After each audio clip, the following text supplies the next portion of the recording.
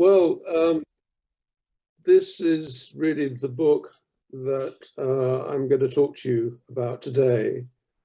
And I have to say to begin with, although it's me doing most of the talking, Bruno and I are an integrated whole. And and really it should be Brew-Nick or Nick Brew or some variation of our two names stuck together. Because we've got to the point now where we can't remember who wrote what in the book. It's as if we both wrote everything together. So I hope you'll recognize that a lot of what I've got to say is actually Bruno's work, not mine, but I'm just the one that got to present tonight. So there's the book. And why did we write it? We wrote it principally because we thought we could help people become dialectical thinkers. And we thought that was a difficult thing for people to accomplish. And so we wanted to set out a little bit about dialectical thinking and try to explain the power of dialectical thinking, and then put some exercises together that would help people become dialectical thinkers. And that was quite a journey in itself. It took us about 3 years, and we finally found a publisher and got it done. So I'm going to take you through a little bit of what's in the book. So bear with me now. I'll just share my screen.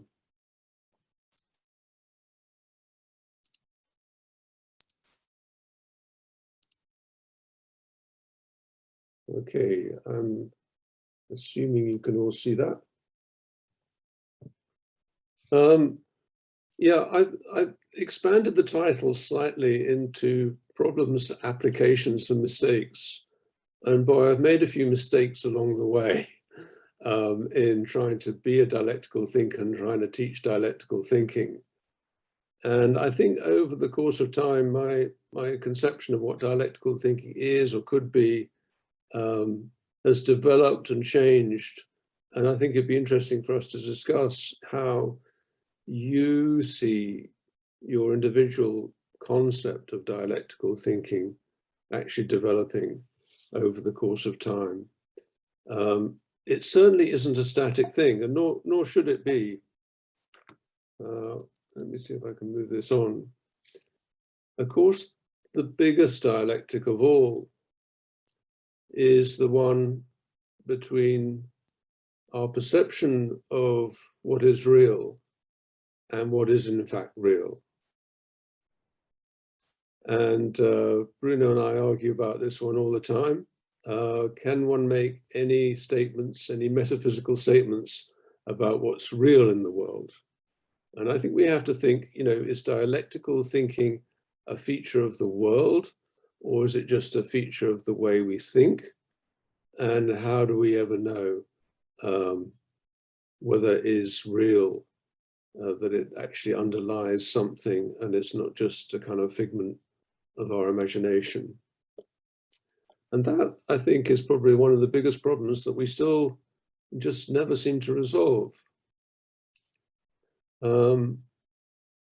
Another problem, I think, for dialectical thinkers is to think of it in terms of, is it a method for solving problems, for analyzing situations, for trying to understand complexity? Or is it just a way in which we like to view the world?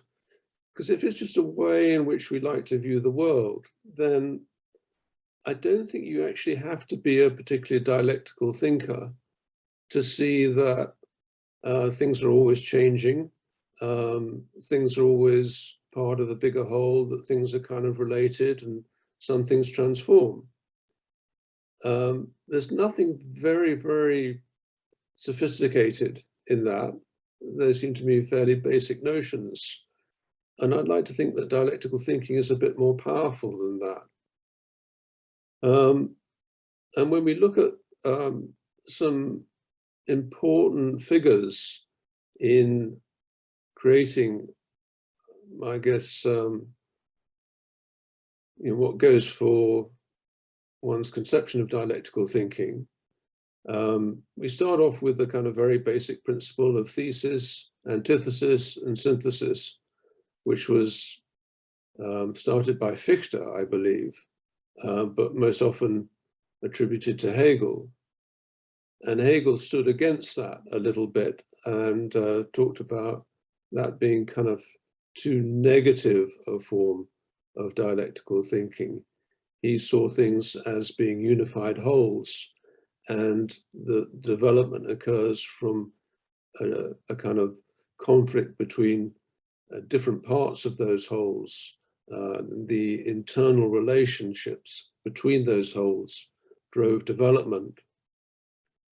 And then later on, well, much later on, Michael Bassicus in the middle there decided not to approach it from a kind of Hegelian perspective, but to kind of examine the way people talk about things in the world in a dialectical way. And he noticed there was like a kind of resemblance in terms of the way, he called them thought schemata, a resemblance between the kind of special ways they thought about things in the world that he considered could be put under this banner of dialectical. And then Otto, of course, took Michael's work and refined it into a fully formed model of 28 thought forms and 4 quadrants of dialectic. And I was completely sold on that model, as that was what dialectical thinking was around 2010. But then a few years later, I met a guy, Nikolai Varaksa, a Russian, who spent really a lifetime studying dialectical thinking from the point of view of children's education. And he said, well, actually, children can think dialectically. And that really threw a spanner in the works for me, because I've always been thinking about dialectical thinking as being a higher form of thinking, a pinnacle of adult thinking that only adults reach later on. And I think we're still a little bit unclear as to whether dialectical thinking is something really special, a higher form of thinking, a post-formal form of thinking, or whether it's something that everybody can do. And I think that has implications for the way we treat people that don't appear to think particularly dialectically. Of course, what I've learned is that dialectical thinking has been around for a very long time, and it's taken a number of different forms. And Mike Moscolo drew this diagram up, which I think is kind of quite instructive just to have a quick look at. You know, if you look pretty much at the middle of the diagram, I don't know if you can see my cursor this way, but he's got Lasky there and Bassicus down there, Bassicus following Regal. I think Lasky's following Bassicus a bit and also following Basker. So probably needs to be another line there. Varaksa following Vygotsky. And at the center of all this, Fichte being followed by Hegel, and then moving on to Piaget, and all of that developing out of Kant. Oh, excuse me a second. Sorry, Alexa was talking to me. So where we're kind of focusing our notion of dialectical thinking has been very much around these figures here. And when we look at the kind of historical tradition, we see there's a whole Eastern tradition, a Chinese tradition in the work of Lao Tzu and Confucius and the Buddhist religion. And some of that has been picked up by Nisbet and Peng, picking up the kind of cultural differences in the way that East and West think about things. And of course, I don't even want to go here, but there's a whole Indian school of dialectical thinking as well. So two things we can draw from this is, firstly, dialectical thinking is probably much broader than our current models really allow for. And secondly, it's developed over centuries in slightly different forms. And therefore, dialectical thinking will develop further and will change and transform itself as it goes forward. And so I think a big lesson for me has been to try to think dialectically about dialectical thinking, and not to think about dialectical thinking simply as a thing, a single model.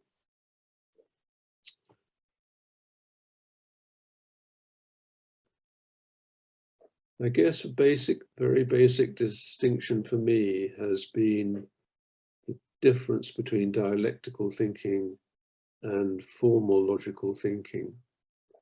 And by formal logical thinking, I think principally in terms of Piaget's formal operations, but I think we also have to think about logical thinking in terms of the process of deduction, the process of induction, and also the process of abduction. And logic is principally thinking in terms of closed systems.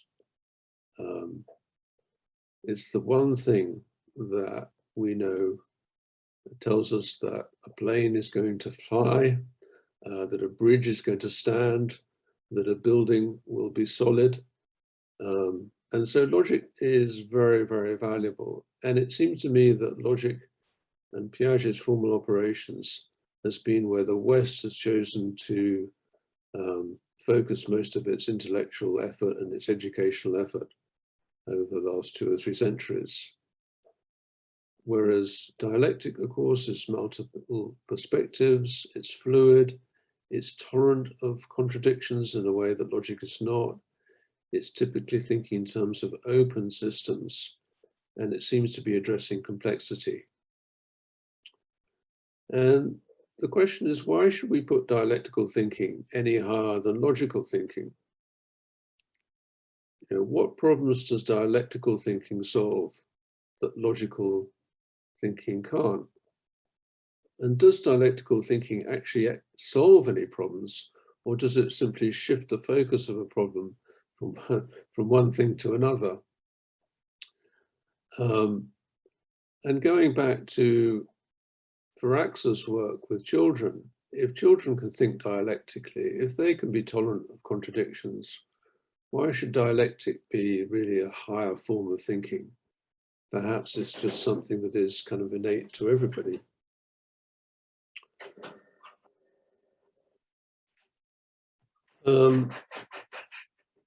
Another line of thought that has kind of fascinated me and driven my understanding of what dialectical thinking might be is the idea that our thinking is largely developed from our perception of the world, what it is to be embodied, what it is to feel oneself as a separate entity, bounded by flesh and skin, and therefore separate from others.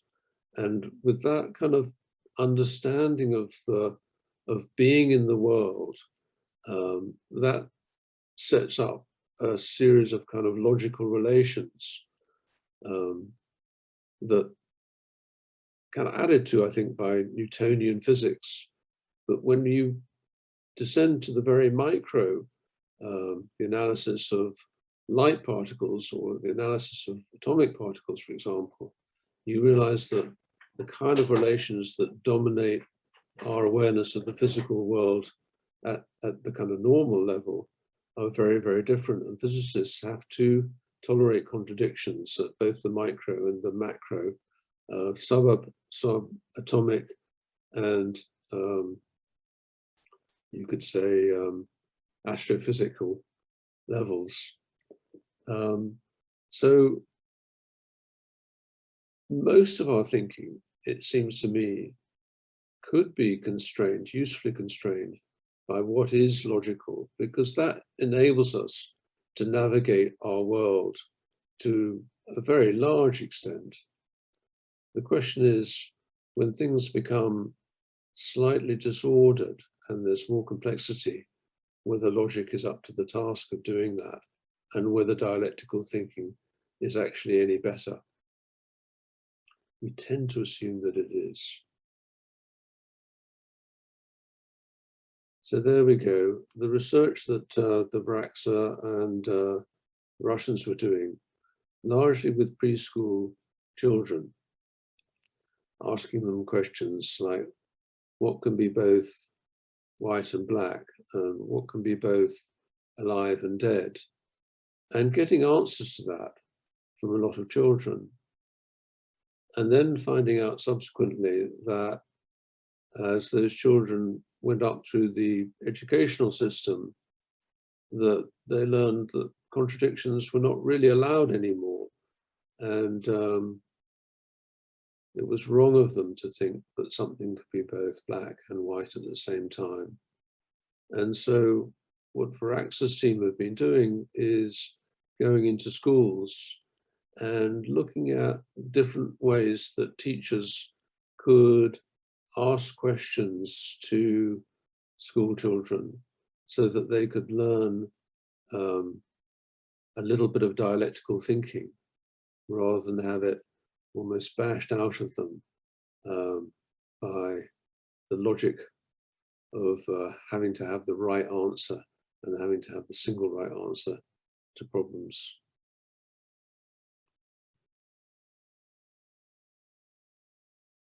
So I thought a lot about Otto's 4 eras of thinking, starting with common sense and moving up through understanding, becoming more developed in one's thinking by thinking dialectically, and leading finally to practical wisdom.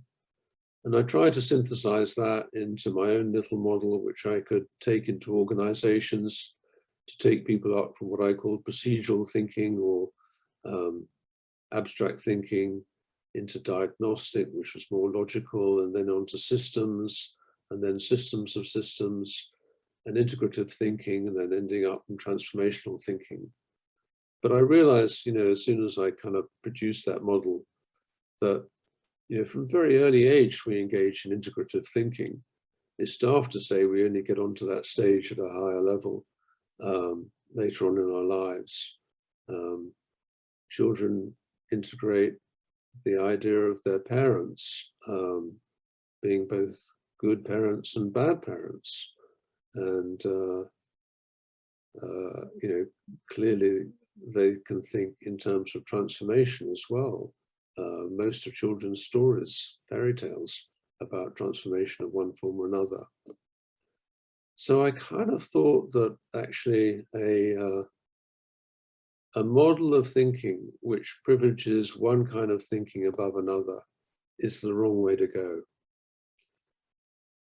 Now, all of this is aimed really at setting up our approach that we took in metathinking, which is one of helping people to choose how they think, rather than to say one way of thinking is better than another. In other words, if you can get people to reflect on their thinking and recognize that they're thinking in a particular way and understand that they can think in different ways, then they could somehow become more powerful thinkers because they'd have more variety in their thinking prowess. So metathinking was really written with the aim not of saying one thinking is better than another, but simply to say you can have a choice. And if you reflect on your thinking, you can choose, you can identify the way you're thinking about thinking and think about things in different ways. And our focus in the book was not on 28 thought forms. because we thought it was just too limiting to say that dialectical thinking is necessarily composed of simply 28 thought forms. That just seemed to us to be kind of unrealistic.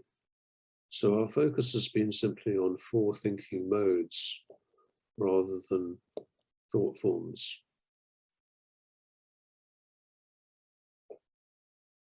And the second thing we did was say, look, above and beyond thinking those different ways, you can also apply Wilber's integral quadrants and give people a choice of 4 different perspectives. I'm sure you're familiar with Wilber's model. And what we saw was that if you give people Wilber's model and then give them 4 thinking modes, they could use each of those thinking modes in each of the 4 different quadrants and systematically work their way through. And that in itself would give them a better understanding of complexity. So that's really where we based our ideas for the book on. And having kind of grounded ourselves with that in mind, we then tried to show what we thought was the real power of dialectical thinking in terms of 4 case studies. We wanted to show these at different levels. So we took individual development, and we took work with the management team, and then we looked at work with organizations and digital transformation. And then finally, we took an example from national health systems to look at how dialectical thinking might help on a national scale. So what I'd like to do now is just take you swiftly through each of those 4 case studies, say a little bit about them, because I think there are ways in which dialectical thinking can be applied. The first case study on Sonia was a classic Lasky 3 houses interview dialectical thinking assessment. And what was interesting about this case study is that we had 2 samples of Sonia's thinking at 4 years apart. So what we were really noticing were the changes in the way Sonia had got to think. And during those 4 years, she moved from being an engineer, working pretty much on her own, albeit with the help of one assistant, to being a team leader in the organization where she was working, which was a pharmaceutical manufacturer. So in the first interview that we did, we saw mostly structural thought forms in her thinking and a few transformational thought forms, because she was very interested in becoming a better Sonia at that stage, which she was doing largely outside of work through her other activities. And there was relatively low numbers of relational thought forms. And the big change that came about over those 4 years was a substantial increase in relational thought forms when we interviewed her the second time. Now, I'm not sure we'd say that Sonia had become a more dialectical thinker or not. These are 2 just samples of her thinking taken 4 years apart over a 1-hour interview. So there's no way that either of those 2 could actually have captured all of her thinking and all the different ways she thought about stuff. But they did show an interesting shift. And I think that one of the values of doing those kind of interviews is to show people just how their thinking might change and how they think they use particular thought forms in some domains, but not others.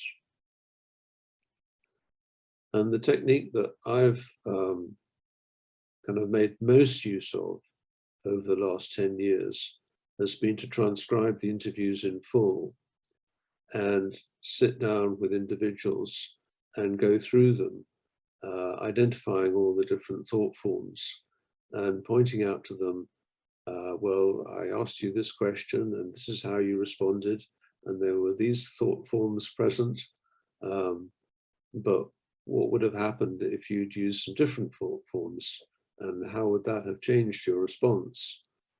And for me, that's been a really kind of interesting coaching tool. It doesn't say to them that they must use different thought forms. It just helps them explore what their thinking would be if they were to use those different thought forms.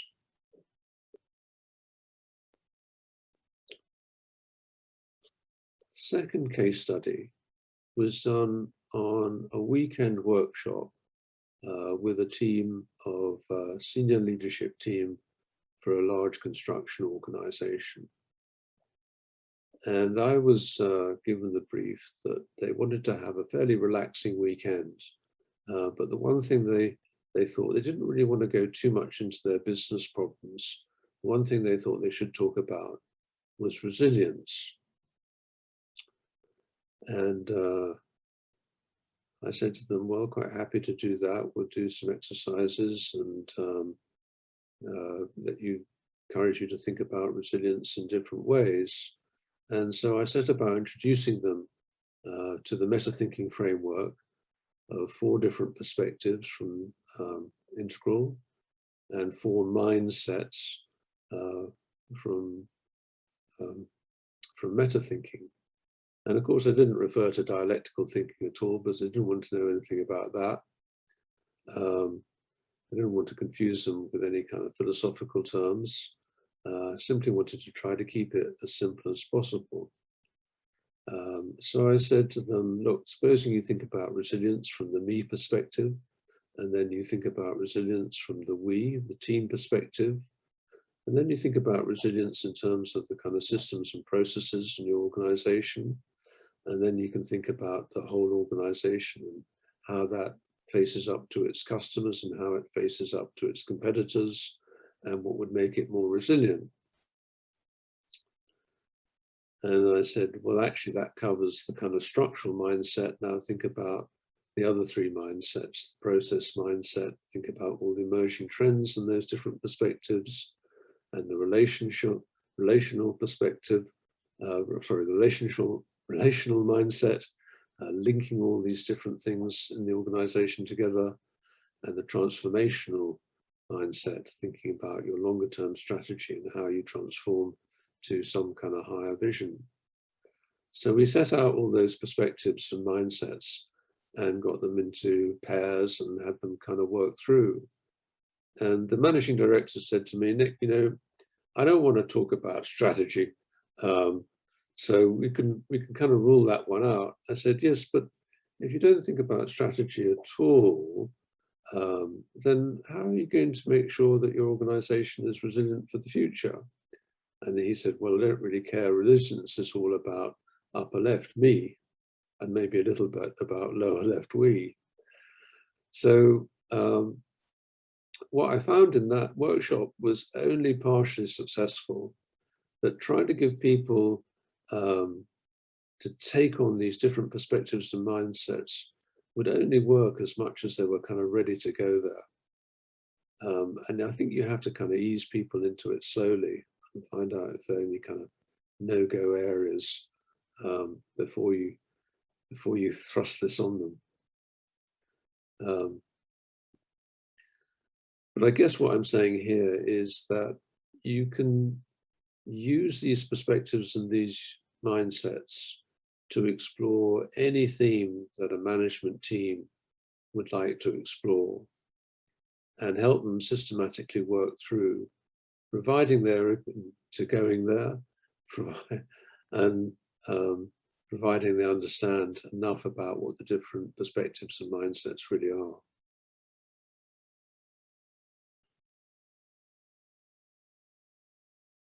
Third case study we did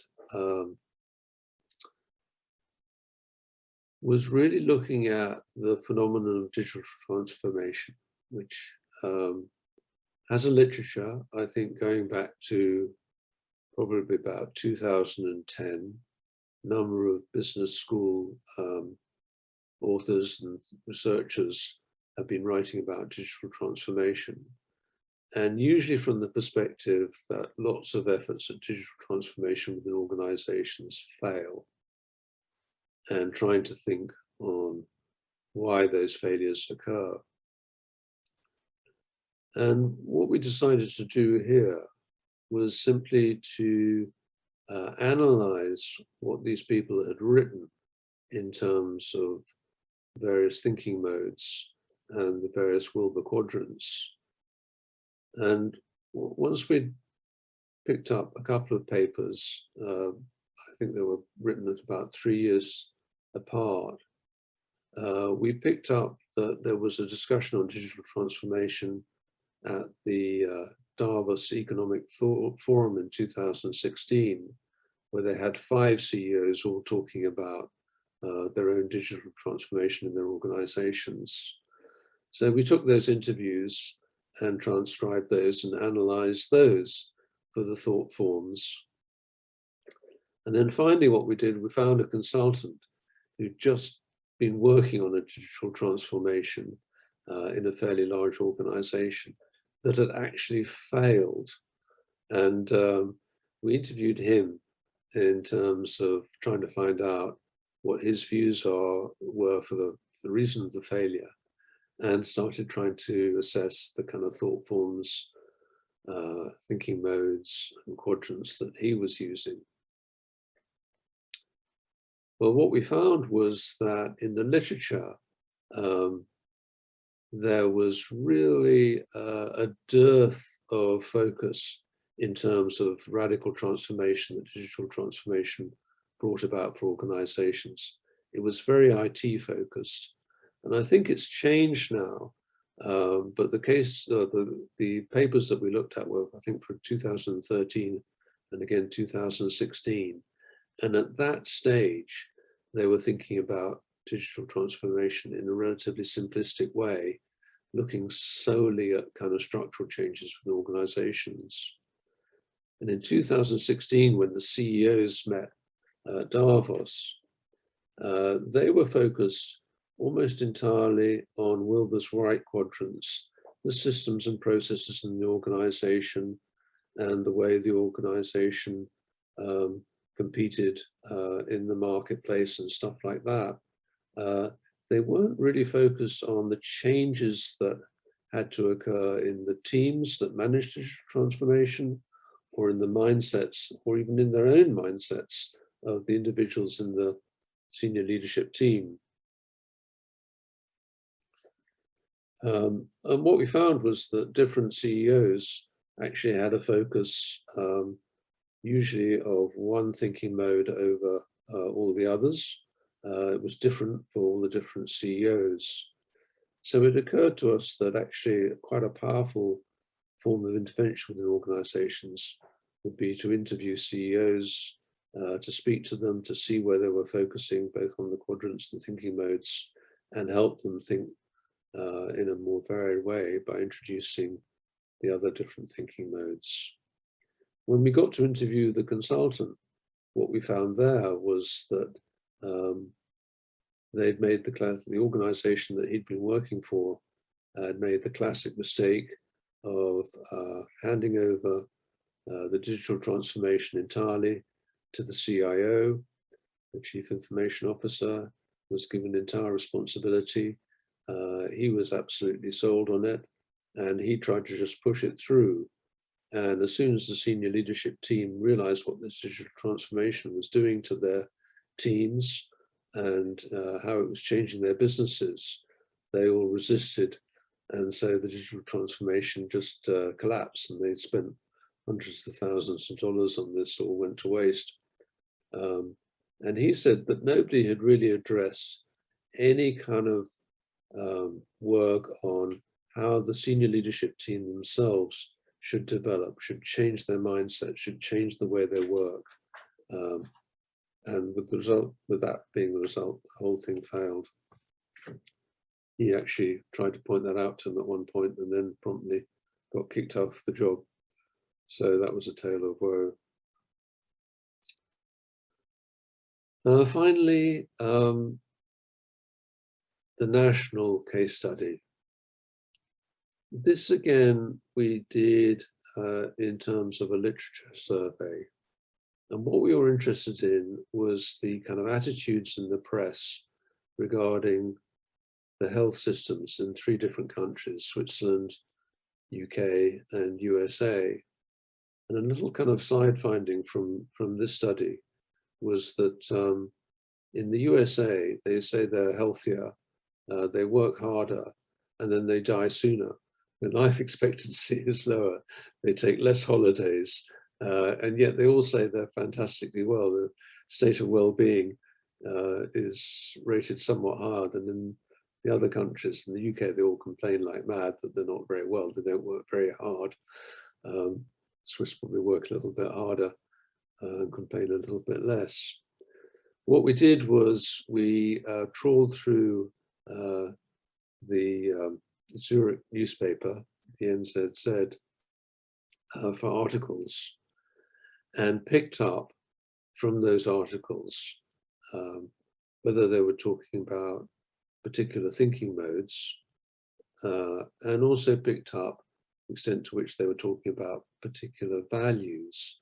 And we assigned those values to Wilber's 4 quadrants.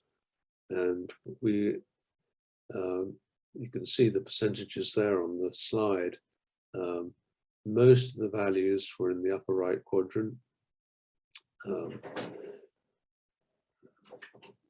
Paying a lot of attention to the costs of healthcare, the performance of the healthcare system. And most of the thinking modes were simply kind of structural thinking modes. Very little relating the health systems to what else was going on in the country, the economy and things like that. So from the point of view of informing policy, what we thought was that this kind of literature search would be quite useful in terms of analysing the kind of state of thinking about something like health systems and informing policy as to what needed to change in terms of addressing policy issues on healthcare. And certainly the one thing that was really missing was the fact that there was little being written about people's lifestyles, people's attitudes to their own healthcare, the fact that people might need to take better care of themselves through diet, that there need to be better education, that perhaps they could live healthier lives if they worked in a different way and so forth. There was very little about that. It was mostly all about the kind of economics of healthcare systems and how you're going to pay for it. So let me pause there. Those are the 4 case studies and 4 different ways in which you can use some kind of dialectical analysis to work out what's missing and what might be done about it.